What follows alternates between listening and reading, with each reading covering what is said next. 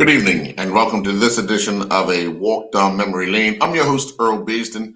Joining me is the 2007 Bermuda Day Half Marathon winner in Lamont, Larry Marshall. Larry Marshall Jr. Larry, first of all, thank you very much for taking this opportunity to join us this evening. I thought it was with obviously with Carifta on the horizon, with the Bermuda Day Half Marathon on the horizon, thought it was a good opportunity to have a chat with you about your development and what you see in today's athletes as far as just putting in the time and the effort. So again, thank you very much for joining. Let's go Thank back. you. Um, let's talk a little bit about when you were a youngster, getting involved in the sport of, well, we want to call it track and field, but also road running. What was unique for you to get involved in it? Um, well, growing up, we played. Um, I played all sorts of sports. Most people don't know, but I loved cricket. If I would have told you, I was gonna open bill for St. George's Cup match and win May 24th. So I was able to do one. You know what I mean? It's not over yet. It's not that other dream is not over yet, man. That's especially with St. George. Anyway, but we played, and I think we did sports days, and just being competitive with stuff like that. My dad was always a runner, and he used to take us, while he ran at the Arboretum, we would just play around, and what most boys do when their dad is doing something, they want to do it. Dude, yes. So we I myself was a bit different from my brother, where I didn't start training early. Like I was just sort of playing with it, messing around, and I wouldn't say until, and I'm going back to the old high school system. It wasn't until the first year in high school, which would be M2 now. Right. 12, And 13.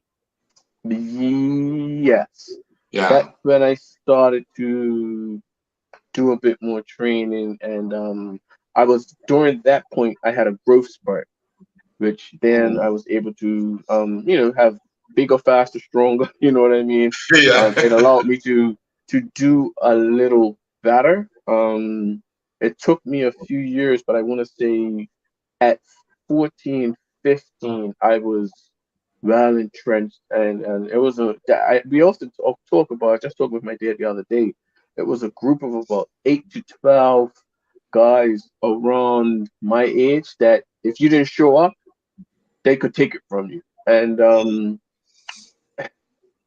as I went through high school, that number kind of diminished, and I was taking it more serious. But I definitely think during that early high school stage, mainly focusing on inter-school sports, and I think Front Street Mile was always big on our calendar too. Mm.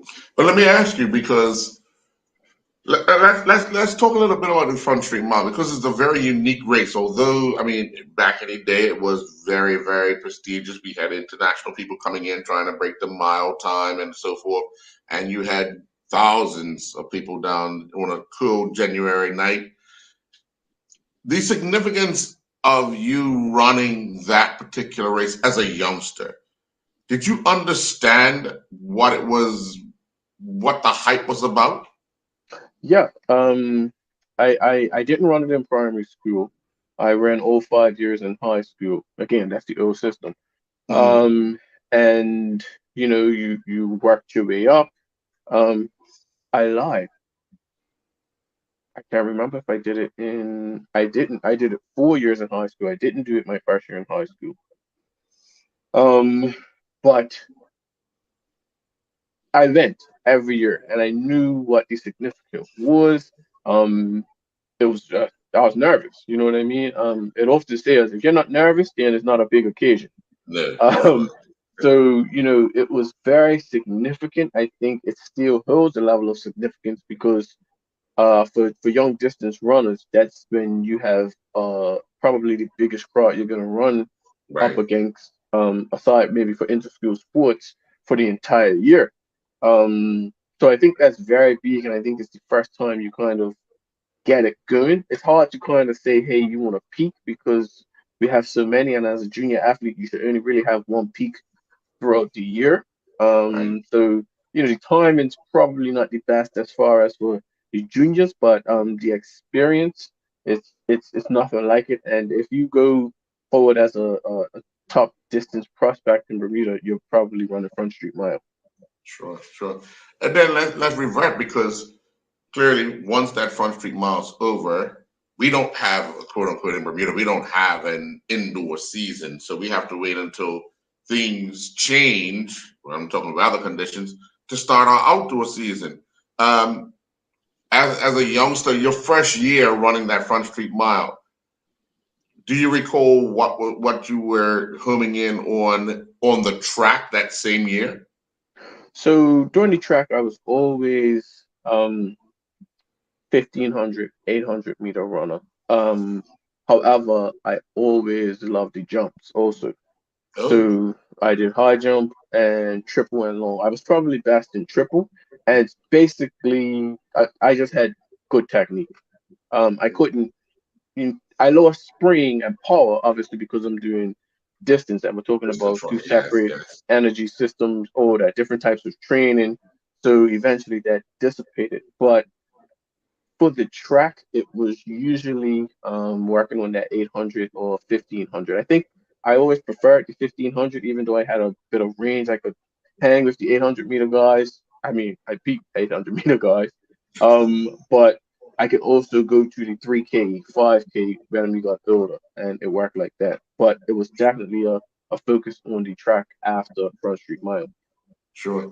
Now, clearly, you have coaches, you have your father, and everybody.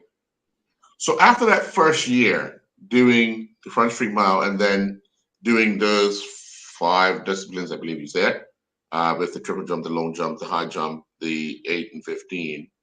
When did your focus change? Did your focus change the very next year that you wanted to? Did you didn't win the first year doing the Front Street Mile, did you? No, I actually had never won the Front Street Mile. Came second my last year Okay. in high school. Um, but I was always running first. Um, Mm, my father wouldn't let us run a whole bunch of races, so I was always able to do. He was like, "We're gonna run two races, the 8 and 15, and you do one jump that you like." And I think that just kind of preserved us from tripling. And even to this day, when I see 12-year olds, I see sometimes in primary school young people tripling. I'm like, eh. But that was his way of just pulling us back, to try and I must say he had the long he was thinking long term, right, and right. I was fine with it because I actually liked it. But it was always that I think moving forward as I progressed in high school, I got better at running, so I kind of put that aside, and it eventually I had to kind of let it go and just play it around with it at a sports day. But I definitely was like, you know what, I need to get my times done. Who can I beat this guy? And I started to win a couple of cross country races along with some track races. Yeah. And I'm glad you brought up cross country because I want to go back to that because that kind of starts the season. But as a youngster running cross country, then there's a gap. I mean, okay, so we have the what from September right through to December, you have the cross country championships. But as a youngster, you if you love doing a sport, and I know you would have loved running at the time, you also want to develop that track sort of atmosphere as well. But in Bermuda, we only do that in the second half of the season. In your opinion, now that you're I would say wiser, are we getting it right? I have so many opinions on this. Especially once I started to go into the coaching field. Mm, Um, I think we start with cross country, and I'm okay with when we start cross country. mhm. Um, I think it's a hard thing to get behind.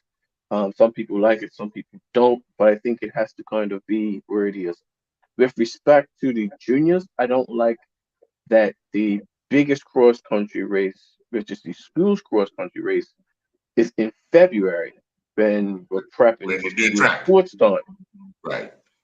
Again, currently we're asking people to run, take heels, a longer distance, when we should be working on shorter, sharper stuff. So I think we get it wrong as far as that. When I was working in the schools, I actually wrote letters to the BSS, the School Sports Federation, trying to get cross country put into the first half, and for numerous reasons, it just didn't work. But I think because it was like that when I was in school. I actually Hmm.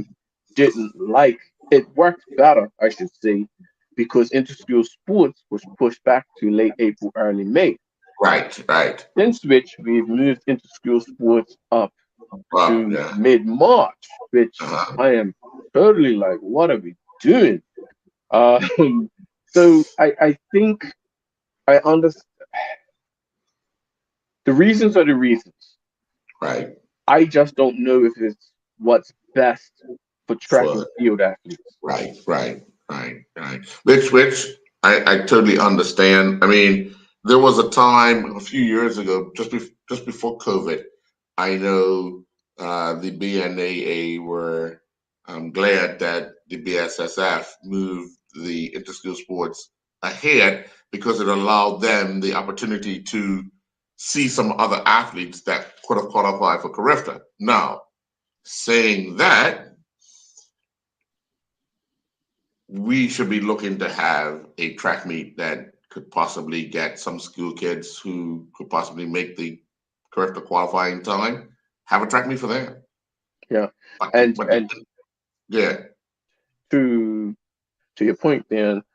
So why are we having primary school in mid-March? Why are we having middle school in mid-March? That's not right, correct their age. right, Um, I know that it's since switched from that reason to the principals don't want many sports happening in May because of the testing. right. But we say that we're prepping our athletes to be student athletes. So when you go Yes, abroad, you're expected to do your academics and compete during testing time also. yeah, So I heard these reasons and they just don't make sense sometimes. And I would just, I feel that the athletes just aren't getting the best out of yes, the yeah. logistics part. Listen, we're on a two-man punt, and you and I were in the same vein on this here, boss, because I've said this over and over. Yeah. I understand the principals are under pressure for numbers, Hmm. for in classroom numbers, and you want your percentage and all that. However, and I'm a firm believer of this, no one would ever be able to change my mind. Not every child is built to be in a classroom, writing down, doing stuff. If we don't allow them to express themselves outside, you're never going to get the best out of them. You're only going to frustrate them into doing something that they don't really like doing. Yeah.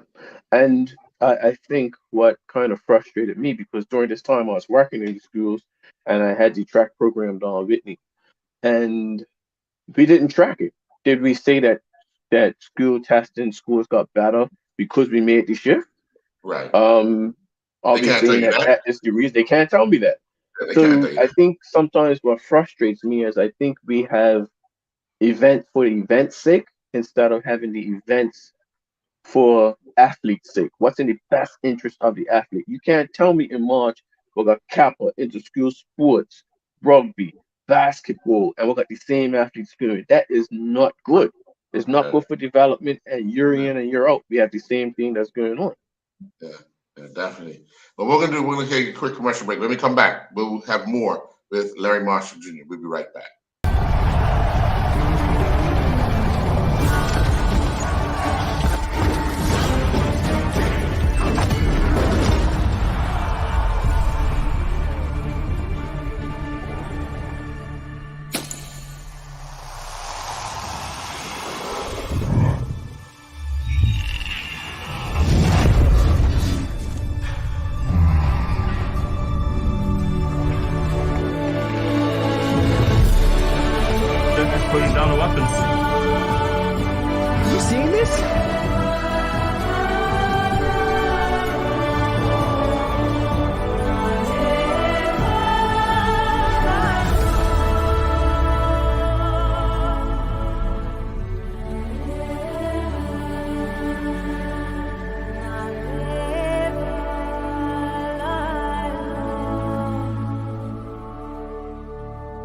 John Barrett & Son is bringing us something fresh and exciting for the new year.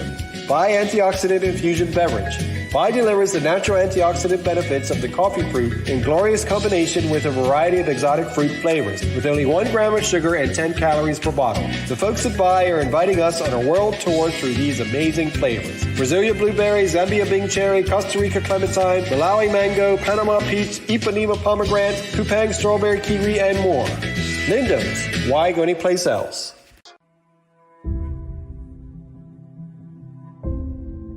I'm also thankful and grateful because my greatest value of my life is my legacy. But why I do it?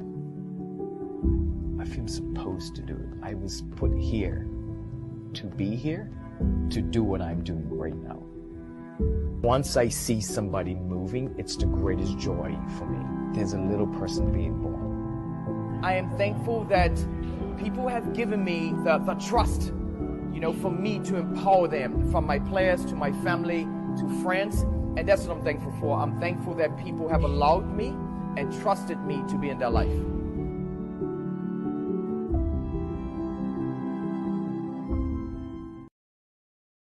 And welcome back. Well, Larry, as you get through that senior school, or what we called high school, and you're in your last year, how much of that bit in your mouth do you want, especially the Front Street Mile, how much of that bit in the mouth do you want to win that particular race? Because it's a lot of people there. You want to be the highlight. You want to be the star.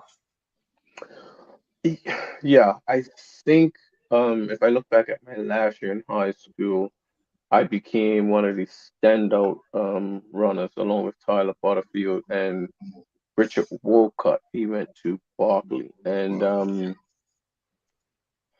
I was, like I said, I was able to hang on the track, and then the strength races. Me and Tyler kind of used to have some epic battles between in cross country, and that's when we started some of the road races.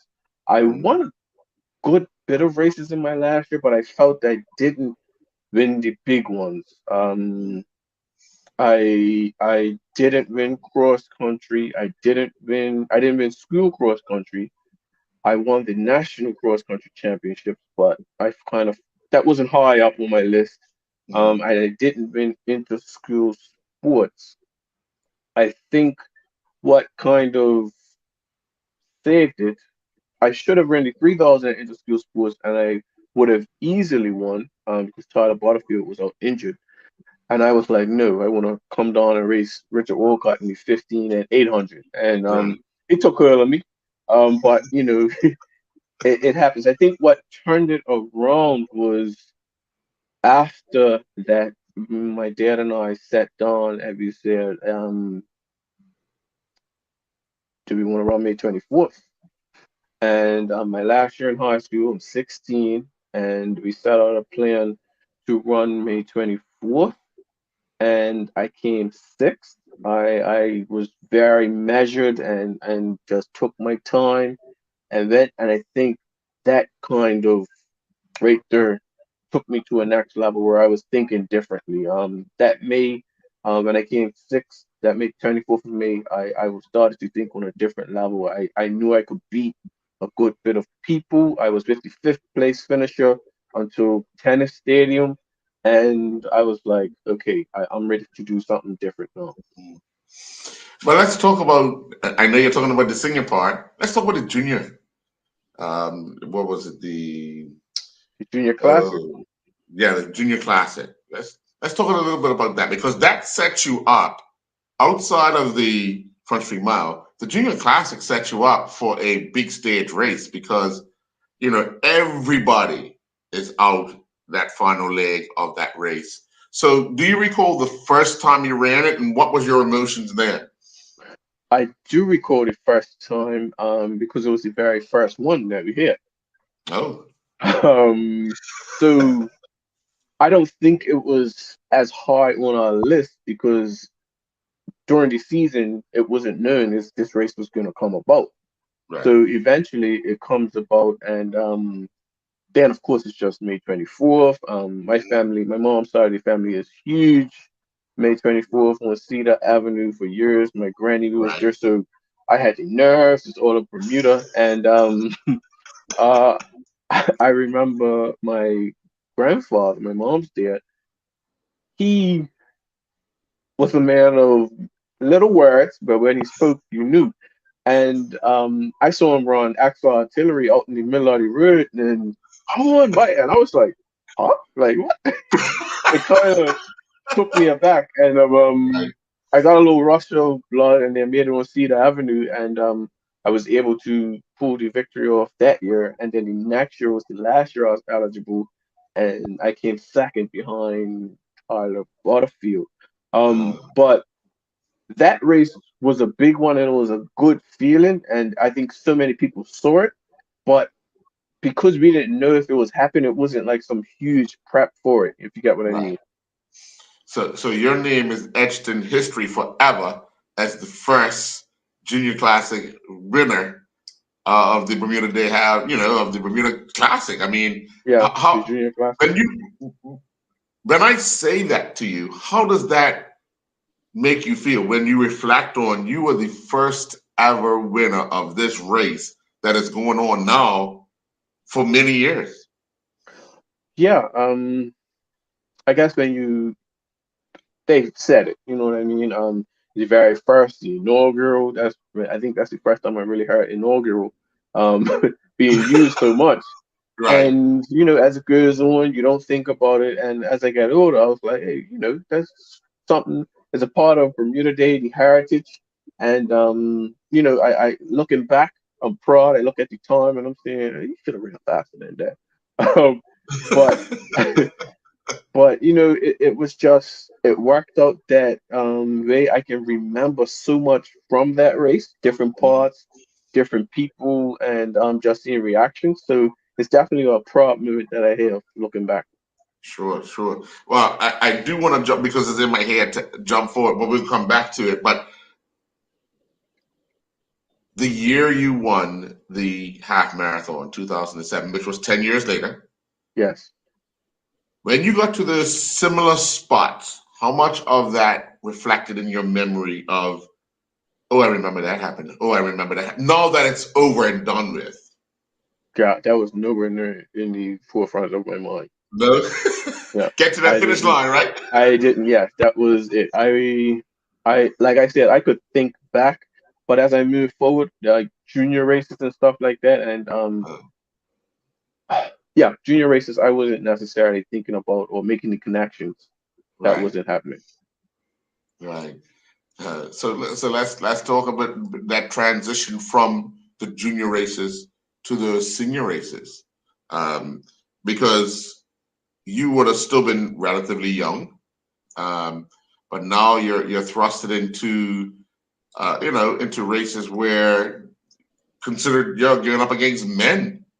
Yeah. Um, what was those early talks, especially with your father, about how you want to approach these races? Well, it was a lot of trial and error. I think sometimes we got it right. I think the beautiful thing about running, or the honest thing about running, is time. And you know Mm, what your splits are saying, you know what your workouts are looking like, and you're not gonna do anything super spectacular if you're not seeing it in training. I think that's the difference. Football, you may be able to pull off a bicycle kick and it look like the best in the world, but yeah, with running, if you're running a 5:40 mile, you're not gonna run for 15. You know what I right, mean? right. So it was we stayed measured with that for most of the time. I think it became difficult once I went up to Bermuda College to focus a lot on the track because I was either running the athletes, the men were running the road races, Hmm. and a lot of the other people that were running were younger. So I didn't have I was in between, if you get, Right, what's right, going on. yeah, It wasn't yeah. until I was able to go away to school where I got real focused on the track. But racing Bermuda with men, I kind of was just like, trying to lower times and focus on stuff like that. Mm. So after your experience at that, what advice would you have if someone, and I'm talking primarily parent, because parents influence the kids to, and they want to make sure that the kids in the right environment.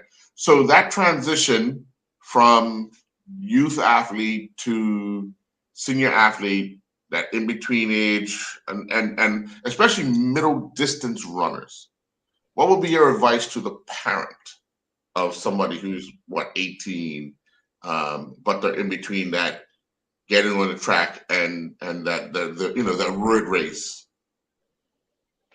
It depends on the girl. If the girl is at that time I think if you're serious about it, more than likely you're looking to go overseas to college at some point. Whether you're doing 2 years in Bermuda and then you're waiting to go for like that. I think it's very difficult going at that, and you will have to probably do the same thing I did.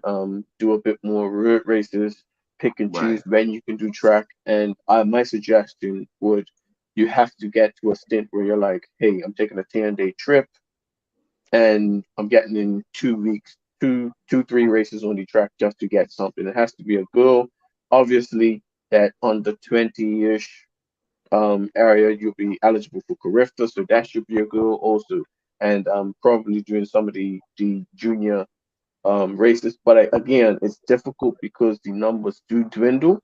Um, I would like to see the numbers a bit higher, but I think we have some other things that we can go into another time.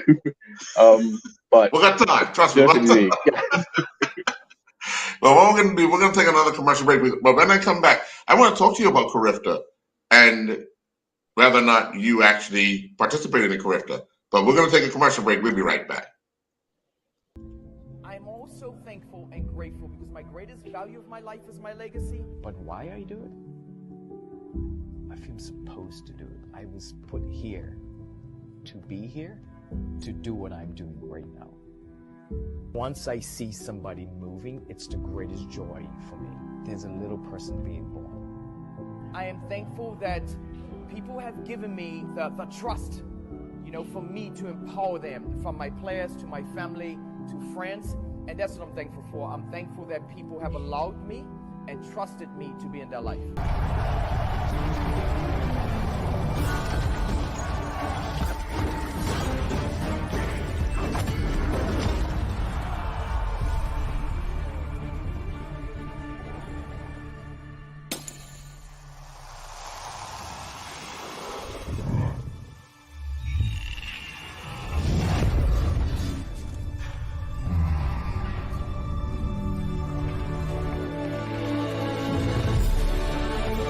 Putting down the weapons. You seeing this?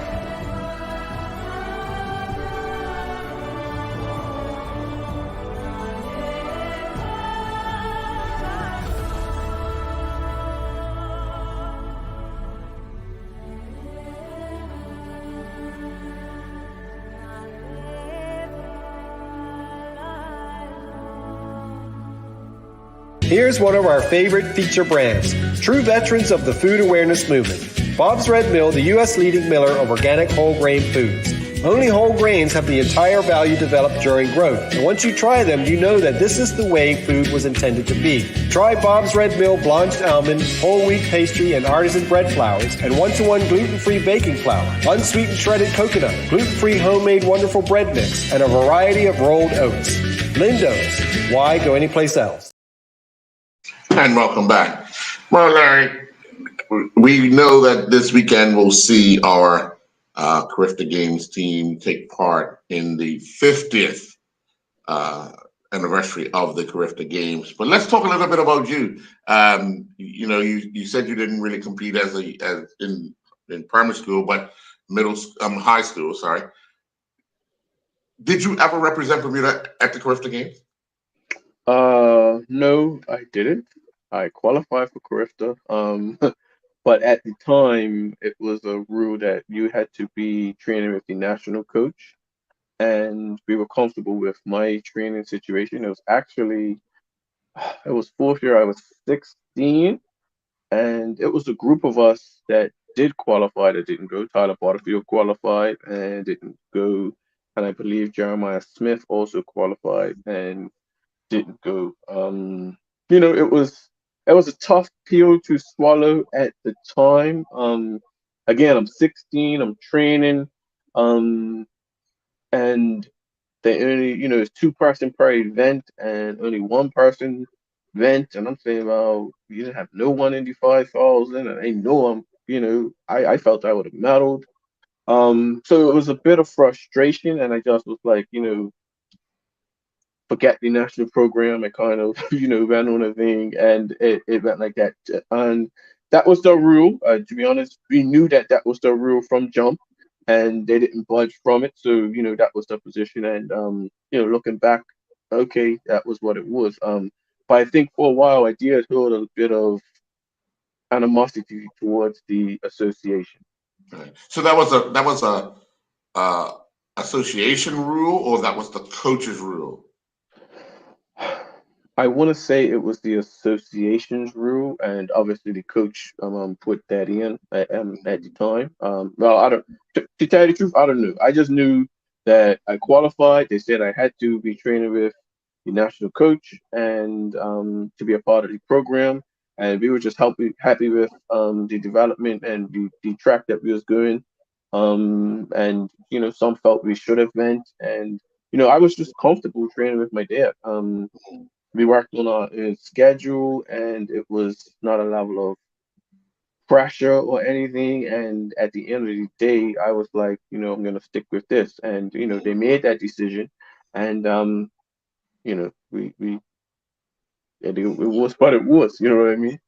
So let me ask you, how long did you drag that animosity around? Only, and I say drag it around because clearly, if you qualify for something and you're denied the opportunity to represent, you're going to hold that bag of disappointment for quite some time because it wasn't a team that qualified. You qualified. You done all the work. So how long did you carry that around with you? I think I carried it around for a while, and probably to a place where it may even hurt myself. I was stubborn. Right. Looking back, I was like, man, especially when I got into college, a lot of the athletes that I was competing with at the time, I think I was the only one that was still running, and my times were dropping, and a couple of people, I got word that this person wants to talk to you. Would you consider running? And I was like, no, forget these people. Which probably, who was I hurting? You were Probably still in your myself. you were still in your feelings, And I and was we can young, understand that. and Yeah. I'm young. You don't tell, and I didn't even tell my dad this. This is when I was in school, and someone was in contact with me, and I was just like, nah, like these people, like I just always felt, even to this day, how do you tell a 16-year-old no when you knew? And it could have been viable reasons, it could have been money, I don't know what it was, but it was no Right. explanation. And it just carried on. And it took me a while. I'm over it now. You know what I mean? Right. But Right. Yeah. it was what it was. Yeah. Yeah. So let's move forward as you progress through the years leading up to 2007. Um, let's talk about those college years. What we all know. Well, I know very well of Mike Watson because he lived near me growing up and so forth. So when he was in college, he was the 8:15 and so forth, and he kept trying to win the Bermuda Day half marathon and all that. But that endurance that he would have on the track wasn't translating to, that particular the Bermuda Day. Did you still have Bermuda Day in your sights? Because you already said, you wanted to open bill for St. George's and win May 24th. Yes, I had it in my sights, but once I went to the US for college, that was one postponed. I was fully involved in the collegiate scene. It was a eye opener. I was and I often tell people it's the experience, but when you're at a top program, Mm-hmm. and while I wasn't at a top distance program, we had world class sprinters, jumpers, and hurdlers, and just to see their mindset, the expecting to be at championship, and you just it's either you get in line or you fall by the wayside. And Yeah. right away I was like, okay, my mind shifted. I took things more serious. I took preparation more serious. I took warm up more serious. It was just the way to go, and I was like, I need to qualify for nationals. I need to do this. I was fully engulfed in the U.S. collegiate scene, and I think I ran once when I came back, and I hadn't qualified for the track and field nationals. Mm, But I was not at any point during the season saying, "Oh, I need to get ready for May 24th." mm, mm. So let me ask you, because you're in an environment where you're with all these elite athletes, but then you come back, and the unfortunate thing in Bermuda, and this is one, and no slight to anybody that has been in the positions or whatever, but you come back to a volunteer-based organization. How do you, as an athlete and a young person, relay the importance of upping the administration game to help the athletes up their game? It's difficult. I can only speak to my experience. Right. And I know once I did come back, running was still very much a serious part of my life. At that time, you start to think about, okay, well, how can I do this? Looking for sponsorship. That becomes very frustrating because I was at a very good level, but I wasn't at a level where someone was ready to invest in me where I could do this full time. Mm, I think getting to, I wanted to try that next step, but that's when the niggling injuries started to first come around and stuff like that. So I was always at a standstill.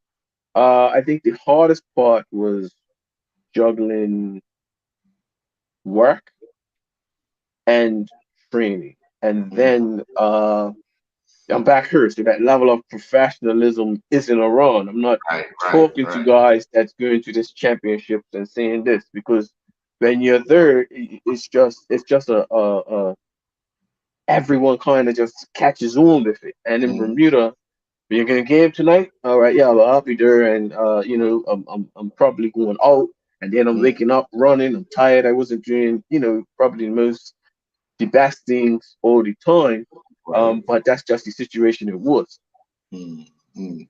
So let's get into the year you won the Bermuda Day Half Marathon, only because it was significant. Because here was your younger brother, lighting up the scenes and so forth, and you were just doing what you were doing, comfortable. You won a handful of races. He won races, but I think he was getting a lot of accolades as being this young person, and everybody expected him to battle Terrence and Jay and the other group that was there before. What was the plan in January for May 24th for you? All right, I'm gonna take you back the year before. Okay. The year before, I was probably in the best shape of my life. I was fit. I was confident that I was gonna win May 24th. 2 weeks out, I catch the flu, Hmm. and I never recovered. And if you look at that 2007 race, I knew I had to recover because my last run before my heart rate was sky high. And I mean, I was running slow, my prep wasn't necessarily there. And if you look at the last year Terrence Armstrong won, before he broke away, it was him and I. Right. Yes. And then I was just like, I held on. My brother overtook me, and he got second, I got third. But I was the last person with him in the lead, and I felt that was my best chance. We go forward, I catch myself. I'm having a good lead up in 2007 and injured. Oh, 3 months. I'm Yes. cycling. I'm cycling. I'm cycling. I'm cycling. I know I'm got a level of fitness, but I have to get the miles in. So it's like a rush of time. So that January, I had just started running again. If I can go back Mhm. Christmas, I remember that Christmas day I went out for a cycle because I wasn't running yet. Right. So from January, February, it was like, okay, let's go, what's going on? And I think I was able to run about, I ran the Linders, two Linders. Hmm. I came second, and then I ran the RMS 10K. I came second, and then I ran the Sir Stanley Right. Burgess, Yes. and I ran horrible that one. That one was like, oh man, what's good? But my training was going good, if you get Right. what I'm saying. I just needed some Yes. racing under my belt. So Yes. I knew that I had something in me. I just wasn't as confident as 2006. Right. 2006, I was flying. I felt like I was ready to go Africa, do some training camps, and take it to a Mhm. next level. That's how good I was feeling. Right. Now, and I'll reflect back to that Sir Stanley Burgess race because that day when you came into the gate, I think what you finished fourth or fifth. I think I came second. You came second. Was I think my brother won and I came Yeah, he behind. So won. I I, Well, if you I came don't even know. right, I know right. Well, I if know you I ran horrible. I knew right, right, right, it was right. one of the worst races I ran in a And long and time in and it Bermuda. was so well reflecting on it was so funny because you actually said that you when you were talking to a few people, you said this has been the worst race of my life. And when you reflect on it, and I'm sitting there and I'm saying, "Wow, he's the form that he has." Because I never watched you train, but you always see somebody and they're racing. You don't see the training part. And I said, "Well, in 2 weeks' time, it's the big race, and if he's saying this is the worst race of his life, how does he get over this in 2 weeks' time?" Because it's our Stanley Burgess race was always 2 Sundays before that race. Then they Yeah, started it in May, and I was kind of like, oh, how does one? But then I said, well, maybe it's a family thing. Maybe they've discussed it and see what happens. With one doing one thing, one doing another. I don't know. But so take us through the week of the race because it's got to be a strategy. It's got to be some sort of plan of what you do, and if Terrence goes, who goes? If somebody else goes, who goes? You had Jay there, you had Kevin there, you had all sorts of people there. What happens? What was the plan for particularly you with your coach, your father? yeah. I think again, if we go back to that Stanley Burgess race, the first thing my daddy said was it's a good time to get the beard raised out of you, right? um, so we was able to spin that positive. Uh-huh. And again, my training was going well. Right. And so I was like, you know what? If I know sometimes I knew I wasn't sharp to do that fast 3 miles, that stuff, but I think I needed that to jolt my system. And then once I Mhm. was recovering, I was able to be good for it. With the lead up, I just wanted to. I said to myself, I don't remember all the exact conversations with my dad, but I wanted to control a good bit of it. Mm. Um, and I wanted to. I'll tell you why. Because I had been off injured so long, I didn't want it to come down to a kick. Right. Okay. So it was if you sorry. So the lead up, I know going for that. One of Terrence was the three-time defending champion. Hmm. And if you looked at his races, he used the backside of Burnt House to take off. Runaway. Yes. He used that both times. The year before, I was right there with him. But again, I just knew that I didn't have it in me and whatnot. So we knew to cover that move. Uh, Kevin. great champ and everything. You know, Kevin's the legend. But I Right. think Kevin was on. He hadn't won in 4 years, and Right. he's a bit older than I think Jay and Terrence. Right. And I was like, but it's Kevin Smith. You know what I mean? Right. I'd never on the day of Count him May out. You can't count 24th. him out. You would be a fool if Kevin showed up on the line today. You better Yes. still watch yourself. Because he was Mr. May 24th in my eyes. You know Right. what I mean? Right. Um, Jay was always a strong person, and we didn't know what to do. The year before, Jay rolled his ankle and was out. And I had to race. He I don't think he raced a lot that year, Right. but Right. when people's in shape, you hear the Hmm. chatter. Oh, this person's doing this. He done that. I saw somebody would be saying, oh, he did a tempo in this. We used to hear Right. Right. everything, and I'm sure they heard different things. I know Terrence did a sub 50 10 miler, or we used Right. to hear all of that. Yeah. But I think one of the main things that we talked about to answer your question was being in position, controlling us, to control it. And me personally, because of course your coach body same person, but we have our Right. different things. I was like, I'm always gonna go early because I don't want to leave it to a kick. Hmm. Because right now I miss so much time, I'm not as sharp. Right. Right. Right. Right. Yeah. Well, what we're going to do, we're going to take another commercial break. When we come back, we're going to talk about the race and the injuries following the race. We'll be right back. It seems everyone knows someone who's lactose intolerant or just avoiding dairy products. And fortunately, there's a growing array of delicious and nutritious alternatives. Pacific Natural Foods have been doing things their own way simply and sustainably for over a quarter century, making non-dairy beverages with the finest possible ingredients right down to the packaging. Try Pacific Natural Original and Vanilla Hemp Milk and Almond Original Plant-Based Beverage, all sweetened or unsweetened, and low-sodium organic vegetable or chicken broth.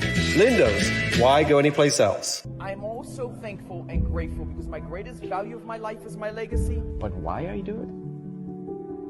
I feel supposed to do it. I was put here to be here, to do what I'm doing right now. Once I see somebody moving, it's the greatest joy for me. There's a little person being born. I am thankful that people have given me the trust, for me to empower them, from my players to my family to friends, and that's what I'm thankful for.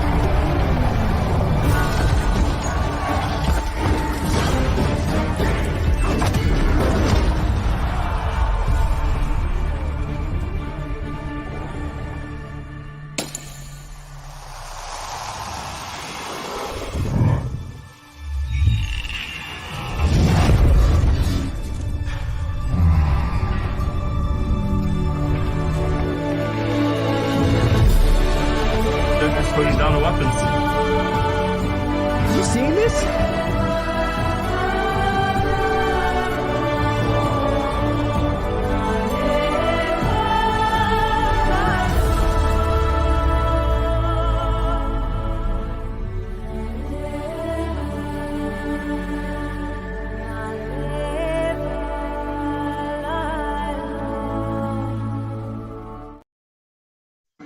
And welcome back. Well, let me just say this before we move on. I have to give your dad a lot of credit because back in the day when you guys were running, the race was always in Somerset and he would take you there. So clearly, it's conversation going up the road. You and your brother's in the car. Somebody's got to win. Somebody's got to win. And to be honest, I mean, as a father, you want both. I would want both my sons to win, but on the day only one could win. So having to take you both there and that conversation. So I just want to say to him, well, job well done. Okay, so you're on the start line, 2007. You have the likes of Jay, you have Terrence, you have your brother. There's so much talk about will we see a change of guard? Will we see anything different? You had Kevin. We had so many. You had actually Chase was coming along, and he was behind you guys, but he was coming along as well. But on the start line, what's your thought process?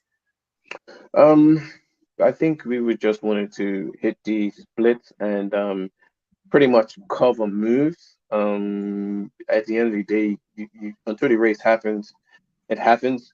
I think Kevin's Glorious, he was blowing it away. At the start, pretty much like what Chris Eswanick Chris is done one when of he the, first yes, came in. yes. Those two Uh, kind of went.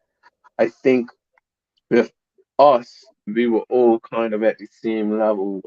The five that was kind of in contention, mhm. and we just didn't know. So it was a lot of no gaps, close the gaps. If you, I remember that the talk up, the drive up, it was like close the gaps. Any gaps that's going, you make the move. So that's kind of what happened if on the early part of the race. If you look at it, Right. Yeah. So let's talk about that magical move because you're on Harbour Road. You covered the move of Terrence. You guys did what you had to do over the backside of Brent House Hill. Now it's this kind of foot race of, and everybody's jockeying to see, okay, who's going to make a move.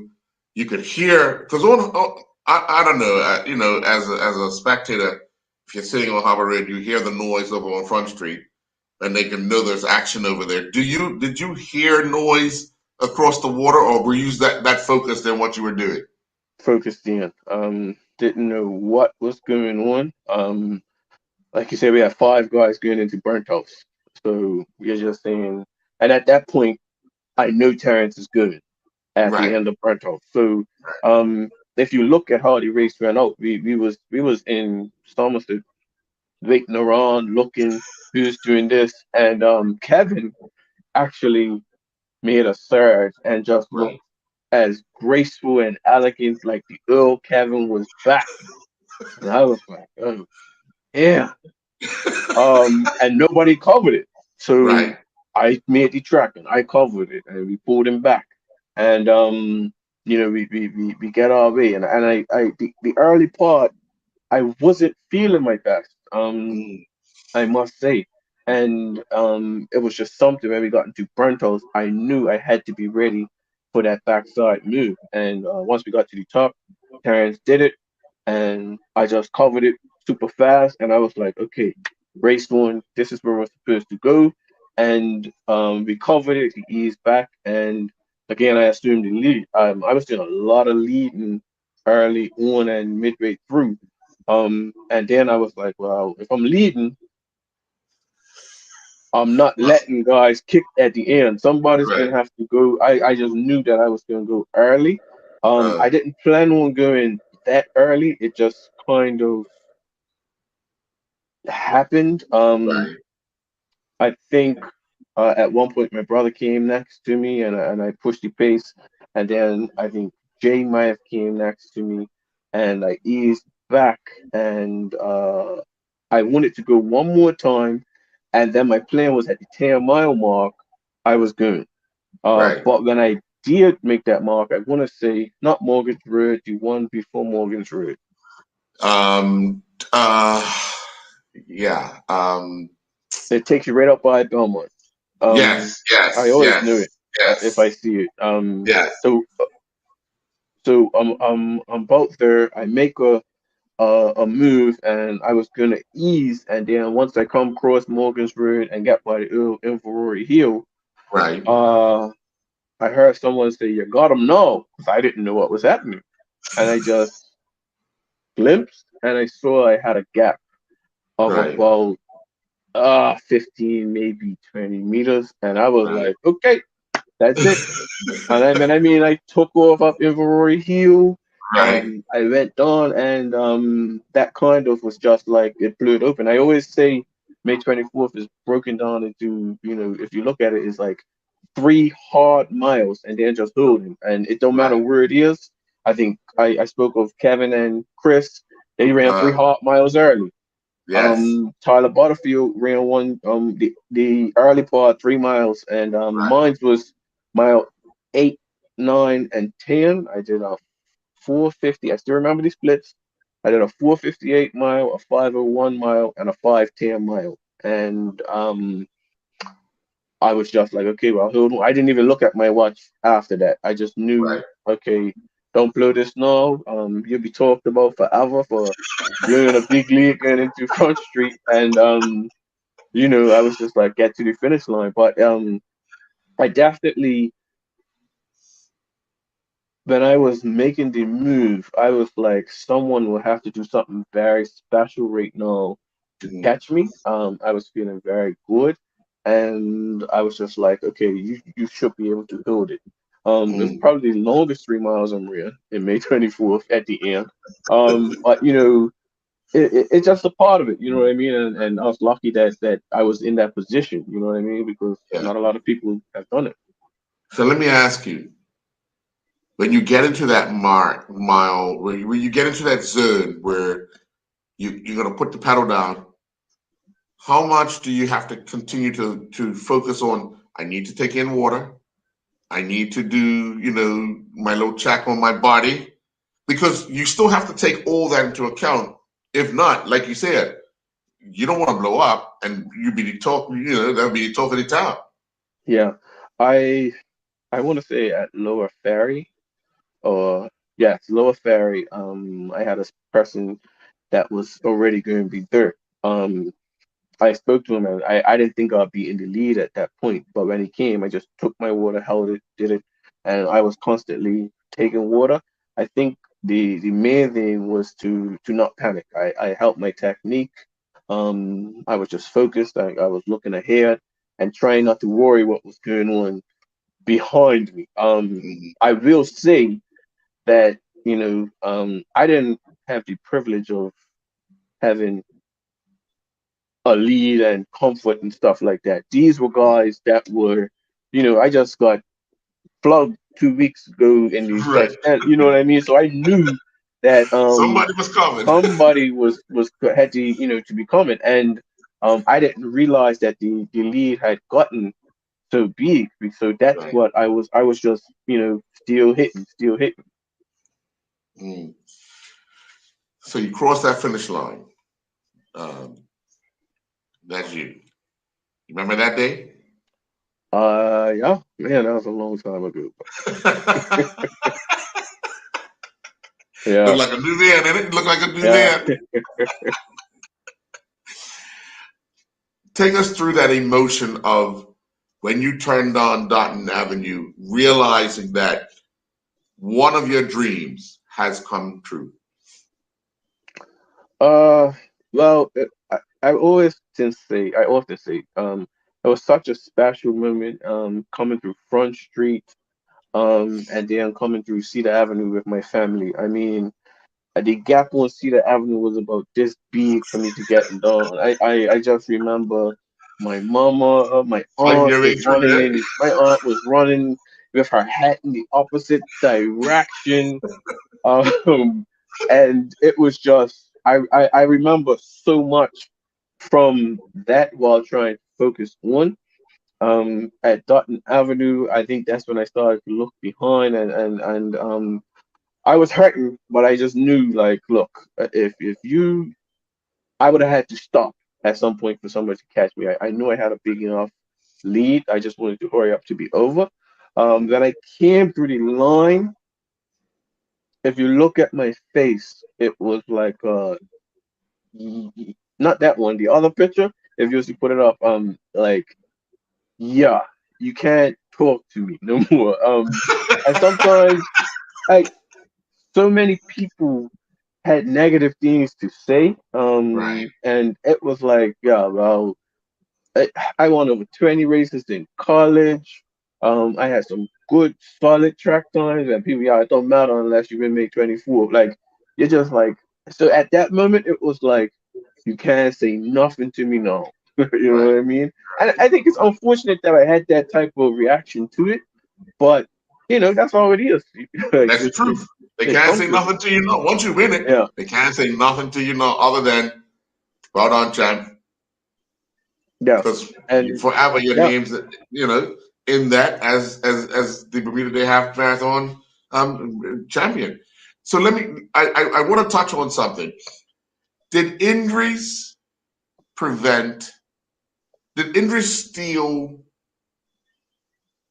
your level of competition from Bermuda? When I say that, denied us opportunities to see you run even more. Did injuries prevent that? Yeah. I think I was far from my best. If you know anything about running, it's miles per week, and my body just allowed for about 55 miles a week. When I talk to others who won, they got up to 80, 90, some 100 miles a week. And I just feel like if I was ever to get that much miles under my body, I would have been able to go so much further and possibly been had an outside shot to qualify for the Olympics. So it was very difficult. I didn't know what to do.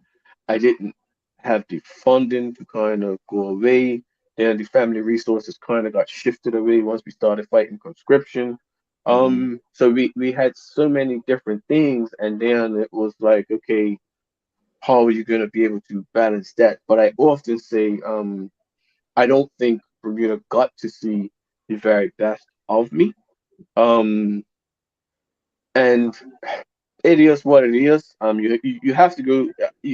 You have to go over it, get over it. Sorry, because you'll go crazy. I spent a lot of sleepless nights. What could have, should have. If I know what I know now.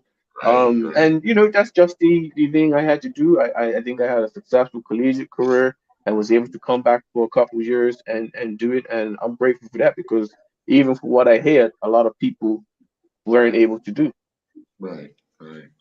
Well, I want to actually thank you very much for putting in the work, and now you're working with, or you have been working with some young people to kind of show them what your life was like, and give them some guidance, and hopefully those words of wisdom and the little bit of advice that you're able to give to those youngsters helps them, reflect on their life, whether they win the Bermuda Day Half Marathon or whether they succeed in life. And I think that's what we really need to concentrate on, is making sure that we provide information for our young people, to make whatever choices they make, but to be the best that they can be in whatever they Yeah, choose to do. And that's what I think we need to work on. yeah. And I think to your point, what actually helped me to get over the injuries and stuff was when I started to really get into coaching. And I'm not able to as much as I want due to shift work. But I'll get back into it. And I've had a couple that have helped to get scholarships and run in college, and had one person qualify in, I can't remember which exact Carifta games. But just putting on and learning, and well, I got IAA certified level one coaching course when they came here, and I'm continuing learning and stuff like that. And you know the mistakes that I made, try to avoid, and also while building on the knowledge that I previously had. And I'm always looking to learn. I want to go. I definitely want to get back in it. I think I would like to really coach at that high school level, but I think the breakdown that we have with respect to middle distance running is, I think we are going too hard too soon. Mhm. I think if we're counting sometimes 8, 10-year-olds running 20, 25 middle distance races while also doing a load of training. And uh I think if we look at the numbers at the 8 to 10-year-old, it's vast. And then when we look at 18, it's just a little too, it's low. And I Right. think that has something to do with it. It's gonna be reduced regardless over the world is reduced, but I think we have a bit of a burnout issue that I would like to see tackled. It's Mhm. difficult because how do you tell parents that your child's doing good but they're not doing good? Right, right. It almost comes across like I'm hating. You know what I mean? Yes, yes, yes, And yes. I trust me. All the athletes, I message them. Shakari famous. Dej, Ryan Otterbria, Shaquille. Like I've always gave my encouragement. I want to see the basketball arenas athletes, all our athletes that are going to compete this weekend. We want to see Mhm. high top end performances and go beyond Carifta, college, Right. to Right. CAC games and possible Olympic games, if you get what I'm saying. So Mhm. I definitely want to see that there, and I think the coaching part helped me get over my issues with what if the injuries. I'm still Right. got injuries, you know what I mean? But Yeah. Yeah. you know, it comes, and we just look forward to trying to help the next group of up and coming individuals. Sure. Well, Larry, I want to thank you very much for joining me tonight. Just reminiscing about, your years coming up. I've watched you, even being on the emotion of being on the finish line to see, and this is no slight to someone like Terrence or to Kevin, but to see someone different win it, it's always a good and a special feeling. Yes, you want to see somebody, win it multiple times, but when someone fresh and new wins it, and as young as you were, um, I had high hopes, but unfortunately, injuries prevented us from seeing the best. When I say the best of you, because you had years to come that you would have Yeah, gotten stronger and more technical into running that would have educated you even further on how to, make it multiple wins at that level. So, yeah. um, you And know, I to your point, I actually never really. I feel like I always targeted training around a good 5 and 10K. mhm, With mixing it in with. I never was fully on a full half marathon slash marathon training right. build up. So yeah. But such is life, right? Yeah, yeah. Well, thank you very much for joining me tonight, folks. We'll be back Thank next you. week, Tuesday, with another edition of A Walk Down Memory Lane. Thank you, Larry.